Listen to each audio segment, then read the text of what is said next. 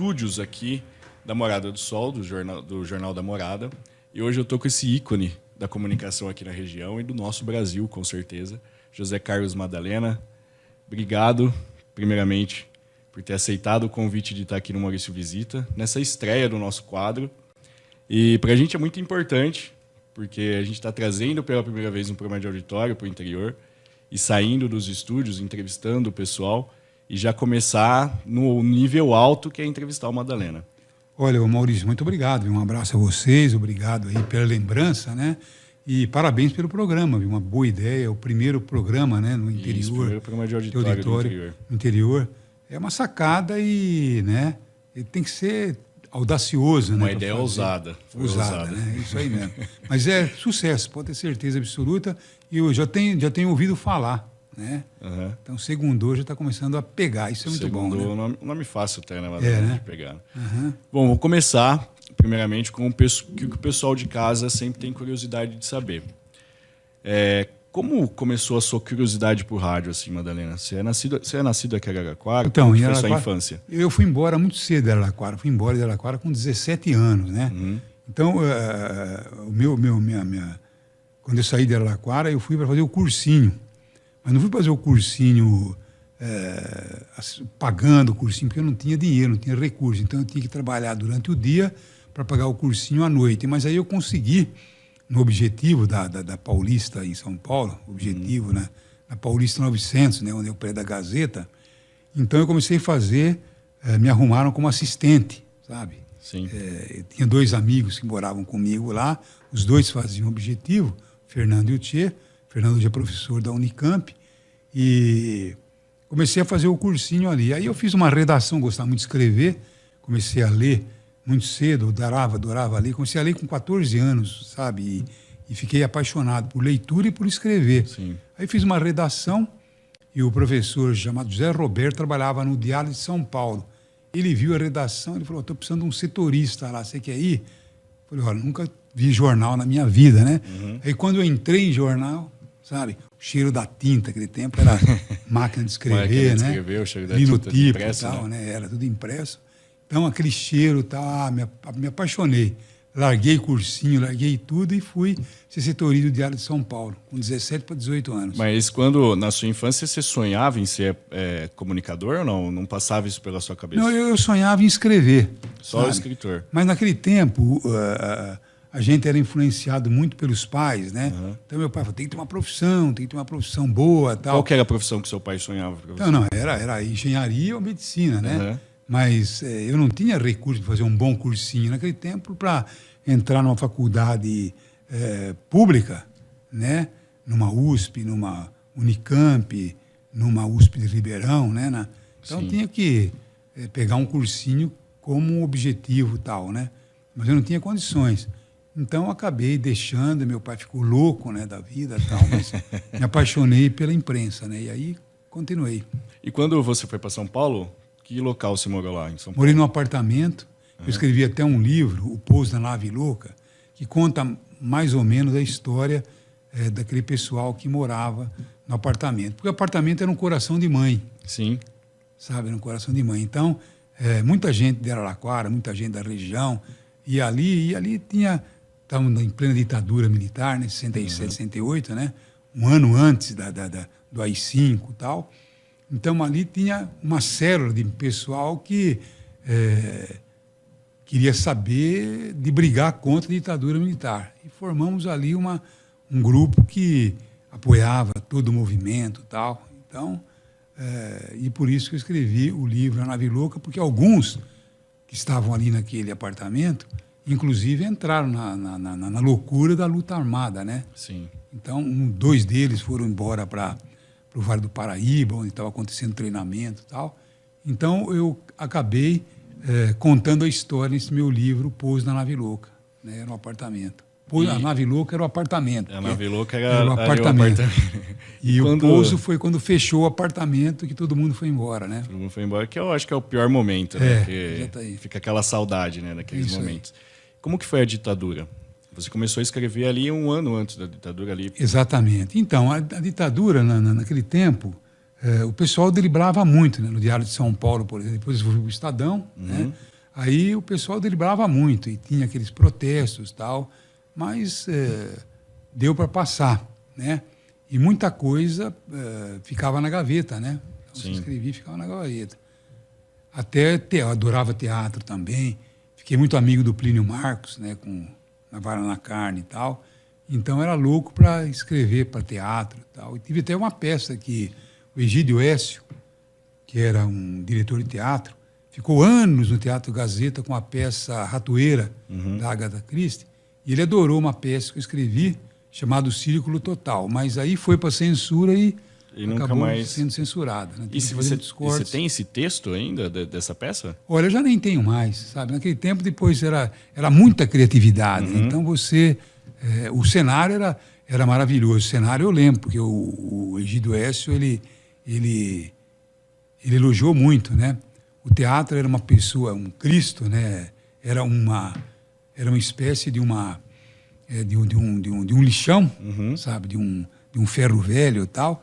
Então, era uma pessoa crucificada, uma presa numa gaiola, e havia um diálogo entre eles, né? E a ditadura estava no meio desse diálogo. Né? E aí não autorizaram? Não. Aí já foi censurado. Aí censura. Né? E aí, quando você volta para cá, para Araraquara, para o interior, né? Sai de São Paulo e volta para cá, e vem o primeiro contato com o rádio. Então, quando eu saí de São Paulo, eu comecei a montei uma estrutura de montar jornais no interior, sabe? Então, eu comecei a montei um jornal em São Carlos, que foi o Hora H, um jornal dedicado a estudantes, né? Circulou 3 meses só, o Hora H. Depois eu fui para Presidente Prudente, montei lá o Diário, era pago para montar o Diário. Aqui em Araraquara eu montei o Jornal da Manhã, bem depois montei a Tribuna, né? Então, a minha especialidade foi montar jornal. Mas aí, quando eu saí do Estadão e montei o jornal aqui em Araraquara, o Jornal da Manhã, em 1979, foi o Jornal da Manhã, e depois eu fui para o Presidente Prudente, né? Criar o jornal, o Diário, que era dentro de uma universidade, que era a universidade que hoje é a UNOeste, né? E montei o jornal lá e vim para Araraquara. Quando eu cheguei aqui em Araraquara, eu fui fazer rádio, sabe? Trabalhar como repórter de uma rádio, mas não como repórter, não trabalhar como redator. Redator da rádio. Eu tinha horror de microfone, né? Não tinha nem voz para isso, né? Aliás, até hoje eu não tenho voz para isso, né? Voz marcante do rádio. Então, quer dizer, até hoje sou meio fanhoso, e não tenho uma dicção muito legal e tal. Mas aí eu comecei a fazer a redação e um dia um jornalista, um repórter de rua faltou. Aí me colocaram, jogaram no inferno, né? E aí eu comecei a inovar a linguagem da rua, sabe? E aquilo pegou. Né? Eu fiquei o garotinho da notícia. Com 30 anos era o garotinho da notícia. Mas uma linguagem bem diferente do rádio, né? Você dava oportunidade para o público falar, Madalena? Eu vi que você tem um Não, livro. mas depois, aí eu era apenas um repórter, né? Aí o Roberto Montoro, me vendo fazer o sucesso que estava fazendo das ruas e tal, porque eu inovei na linguagem, né? Porque a linguagem a linguagem do rádio naquele tempo era muito, o pessoal... Engessada, vamos dizer. Engessada. O pessoal impunha muito a voz, né, tal. Eu comecei a fazer o noticiário policial, por exemplo, e dei uma linguagem diferente, né? Falei assim, esse bandido não sei do quê, criou uma... E aí aquilo começou a pegar, né? Aí o Roberto Montoro veio e falou, não, eu quero contratar você. Aí foi uma dificuldade para sair da rádio lá, mas não ganhava muito mal, ganhava um salário mínimo e tal. Aí me ofereceram um salário quase 5 vezes maior. Aí eu assinei o contrato e quando eu voltei para a Rádio Cultura, já estava com o contrato assinado com a Morada. Sim. Aí eu fiquei na Morada e eles falaram, não, você vai ter que dirigir o jornalismo. Aí eu falei, não, eu vou fazer um jornal de nível, sabe, fazer um jornal bom, né? E comecei a mudar toda a faceta. Chegava no estúdio com 20, 30 gravações. Naquele tempo era cartucho, né? Então, e tinha uma outra rádio, que era a Rádio Cultura, que tinha audiência máxima em jornalismo, que era o Polese que fazia. Morreu o Polese há pouco tempo e tal. E era uma audiência máxima, a Rádio Cultura era muito forte, né? E a Rádio Morada do Sol tinha um jornalismo muito fraco. Aí eu comecei a fazer um jornal diferente, só que o jornal não virava. Fiquei quase que um ano e o jornal não virava. Muito bem feitinho, bem diagramadinho, Sim. sabe? Com 2 repórteres na rua, reportagens curtinhas, 30 segundos, 40 segundos, e o jornal não virava. E o outro lá dava banho. Dava banho. E a gente não virava. E o Roberto Monteiro falou, mandar esse jornal bonitinho, sabe? Tá bonitinho, mas ordinário. Sabe? Então não tá pegando. Eu falei, o que eu vou fazer, né? Aí eu saí, mas eu não fazia nem entrar, só fazia reportagem e tal, mas não fazia do estúdio. O estúdio era feito pelo Zaniolo, feito por pessoal mais tal. Eu falei, quer saber de uma coisa? Vou abandonar essa linguagem, sabe? Aí comecei a fazer um jornalismo bem popular, que não existia em rádio. Sim. Sabe? Colocar o povo no rádio, Uhum. o povo falando. E comecei a criar, né? Polêmicas, atritos, tal, e aquilo pegou, né? E a linguagem foi o diferencial no rádio, né? Então foi aí que começou o jornal que você tem até Isso, hoje, que está chegando aos 40 anos. Isso aconteceu em 83. Sim. Fazer 40 anos 40 agora. anos agora, que a gente vai chegar nesse aniversário de 40 anos. Aí. 40 anos. Madalena, você sempre foi polêmico no rádio, aqui na região principalmente. 80 processos. 80 processos. Mas sempre um processo de um pessoal da elite, né? Uhum. Era médico, eram políticos, né? E não perdi nenhum, né? 80. Sempre. Uhum. E qual que foi a pior notícia que você já deu no rádio para você? Qual foi a sua pior notícia? Aquela que você falou, não acredito que eu vou ter que noticiar isso. Olha, você sabe o que acontece? A gente não tem uma noção daquilo que é pior ou melhor. Uhum. Eu vivi coisas no rádio que... eu fiz um livro até chamado Um Rádio no Porão, eu conto algumas coisas do que aconteceu. Mas foram muitas, puxa vida. Eu cheguei em Rincão, onde você foi conversar com o Voanésio, né? No último programa. Né? Em Rincão nós recebemos uma denúncia que existia uma moça que ela vivia dentro de uma jaula, sabe? Ela comia com as mãos, sabe? Porque os pais não conseguiam, sabe, administrá-la e tal. Quando eu cheguei ali, eu vi uma coisa pavorosa. Como é que podia, no centro do estado de São Paulo, você encontrar uma mulher, uma moça, né, tudo suja, ela comia lavagem, sabe, com as mãos, e os pais não sabiam o que fazer. E como é que aquela pessoa estava ali abandonada há tanto tempo e ninguém sabia? Era um sítiozinho, né? Aí denunciamos, tinha TV Morada e tal, e denunciamos aquilo. Quando viu aquilo na TV, aquilo marcou muito, né? Eu até chorei ali naquela aquilo marcou muito, né? Um outro caso foi de uma moça que estava internada no Caibar Chútil, que estava grávida e não perceberam que ela estava grávida. Sabe? Ela deu à luz dentro de um guarda-roupa do Caibar Chútil. Quando ouviram o choro de uma criança e foram lá. Ela teve e aí precisaram cortar cordão umbilical, o cordão umbilical e a criança nasceu. Quer dizer, ali não se percebeu, os médicos não perceberam que ela estava grávida. Teve a criança e não percebeu que estava grávida. Passado 15 anos do fato, um dia eu estou fazendo o programa, o telefone toca, né? Contando esse caso, né, do Caibar Chútil, e o telefone tocou, aí a pessoa que foi contou que ela era a filha da mulher que deu à luz lá. Aí trouxemos ela no programa e tal. Então foi uma coisa que eu também, né? Que marcou muito sua carreira. É isso aí. Você também é muito premiado aqui na região, a gente sabe disso, e também no Brasil inteiro. E como que é receber esses prêmios, né? Porque marca a sua história, principalmente, então, como comunicador, e vem essas premiações, né? Então, quando eu prêmio sim, né? Então a gente recebe amigos, tal, prefeitura, câmeras, tal, mas o que me deu mais alegria de um prêmio foi ter sido indicado pelo Prêmio Jabuti de literatura, com o livro Um Século de Silêncio, E quando eu fui para a final, né? Sim. E a final era com o Sebastião Salgado, fotógrafo e tal. Perdi, então eu não perdi, eu ganhei, né? Sabe? Quem pega em segundo lugar com o Sebastião Salgado não perde, né? Então, foi um segundo lugar, para mim foi um prêmio, né? O prêmio Jabuti, que é o mais importante prêmio literário brasileiro, né? E nesses 40 anos de rádio, né, de jornal da Morada, você teve umas fases de passar para a televisão também, né? O pessoal do rádio começou a conseguir ver a sua imagem, assistir você pela TV. Você já recebeu proposta de alguma emissora Vários. De fora? Já recebi.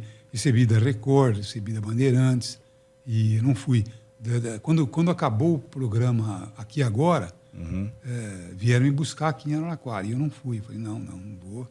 Então, minha mulher resistiu muito, porque quando eu saí de Presidente Prudente, que eu montei o jornal lá para a universidade, né? Então eu fui trabalhar numa televisão em São Paulo. Tinham 300 candidatos, e o diretor era o Valdemar de Moraes, que depois veio dirigir a TV Morada do Sol, aqui em Araraquara. Eu fui para a TV, era TVS naquele tempo. TVS, né? Então eu fui para... o Sérgio Chapelin foi para fazer o programa chamado Essa é Sua Vida, né? Então ele... Que era um programa de auditório que ele começou assim... Isso.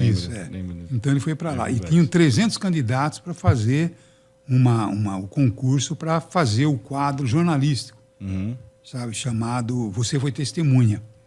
Quando eu vi lá 300 candidatos, eu falei, poxa vida, como é que vai fazer concurso aí com 300 candidatos? Então o pessoal mandou fazer uma pequena historinha, 7, 8 linhas, né? Do assunto que gostaria de abordar, tal. Aí eu mandei o assunto, falei assim, gostaria de fazer uma entrevista com uma pessoa que eu conheci em Presidente Prudente, que foi o Antônio Fujimoto.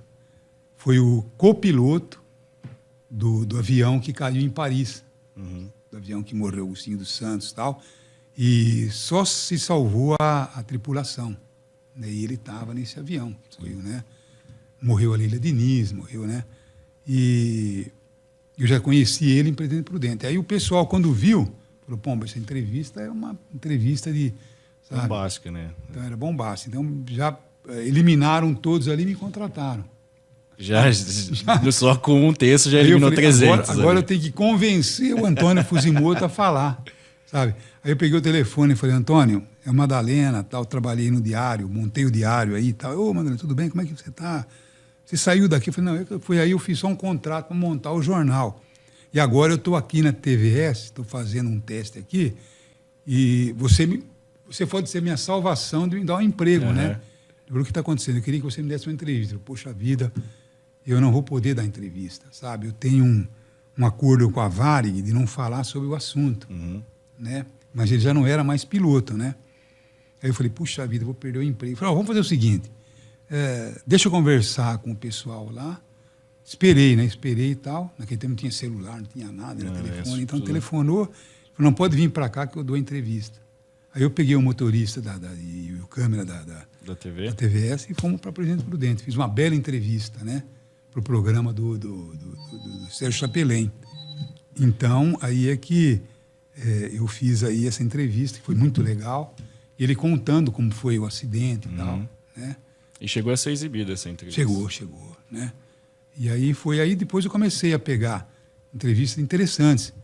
Eu consegui localizar uma mulher que morava em São Paulo, na Rua Direita, e que teve puxa vida, virou até filme, meu Deus do céu, o Titanic. Ela esteve no Titanic. Esteve no Titanic, uma vítima que se salvou, né? E morava em São Paulo, na Rua Direita. Depois eu consegui localizar uma pessoa que esteve no balão que pegou fogo lá no Zeppelin, né? Só que quando eu cheguei nela, ela tinha morrido fazia uma semana. Então não deu para dar entrevista. Não deu para dar entrevista. De tanta idade que ela tinha, né? Mas foram entrevistas assim marcantes nesse início da televisão.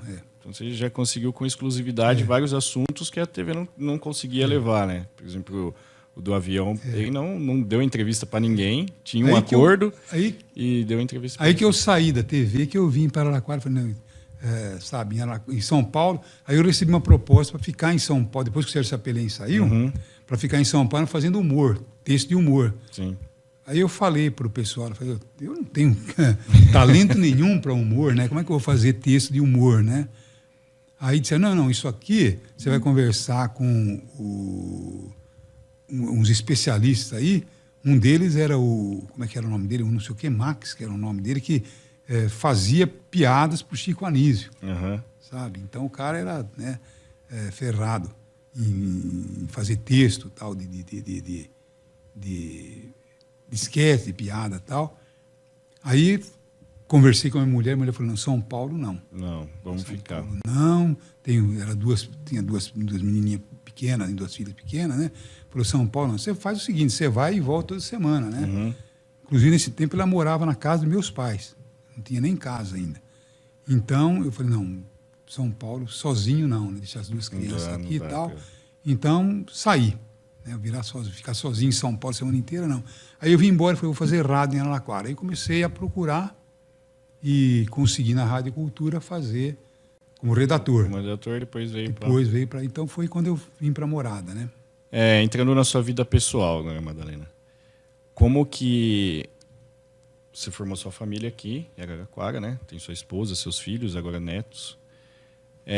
Algum momento a sua família chegou em você e falou, para de dar esse tipo de notícia, ou para de fazer isso? Algum momento eles colocaram o dedo não. Eles sempre me incentivaram. Apesar dos riscos, né? Porque eu já tive tiro na porta de casa, né? Eu fiz uma campanha sobre a poluição de cana, naquele tempo que era muita poluição, muito incêndio em canavial, era muito o restilo de cano, garapão, aquele mau cheiro terrível. Aí eu comecei a criticar muito, né? E você sabe que você mexe com uma categoria bem poderosa, né? E, de repente, para me assar, me deram 3 tiros no portão da minha casa, sabe? Então, era para ficar com medo, né? Mesmo. Então, botar medo. Mas a gente nunca pode desistir. Não. Então, toquei em frente e... E ficou... Mas nunca tive aquela situação de desistência. Uma outra vez, também passamos apertado, foi quando eu comecei a sugerir que tínhamos que proibir a queimada de cana, sabe? E a cana tinha que ser cortada verde, né? Não podia tacar o fogo para depois cortar. Mas aí quem eram contra eram os boias frias. Os cortadores de cana. Porque eles dizem que a folha da cana cortava o rosto e tal, era perigo cobras, né, bichos peçonhentos e tal. Então eles não queriam, eles queriam que tacasse fogo para fazer cortar. O corte. E aí teve uma manifestação de cortador de cana com 7, 8 caminhões, sabe, lotado de cortador de cana, de boias frias, foram lá na porta da rádio, querendo invadir a rádio. Aí a polícia foi, cercou tudo ali, e uma guerra, né? Sim. O pessoal com foice na mão, querendo invadir a rádio.